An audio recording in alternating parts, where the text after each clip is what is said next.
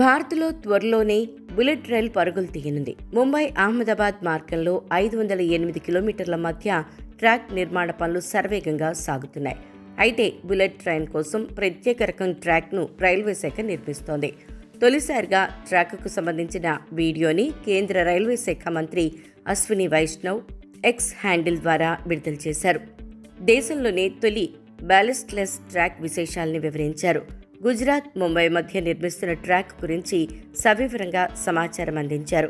దాంతోపాటు bullet rail దృశ్యాలను animation రూపంలో అందించారు.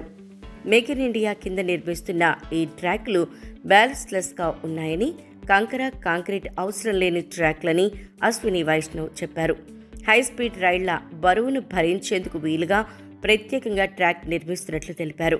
ఈ ట్రాక్లో వేగం గంటకు 320 కిలోమీటర్ల వరకు ఉంటుందని అన్నారు.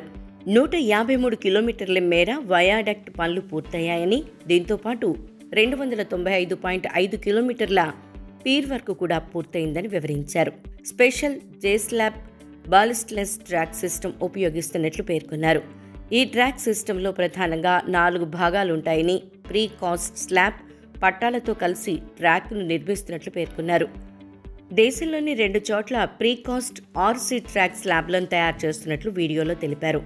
గుజరాత్లోని ఆనంద్, కిమ్లో తయారవుతున్నాయని, సుమారు 35,000 మెట్రిక్ టన్నుల పట్టాలు అందుబాటులోకి వచ్చాయని, నిర్మాణ పనులు శరవేగంగా జరుగుతున్నట్లు వీడియోలో వివరించారు.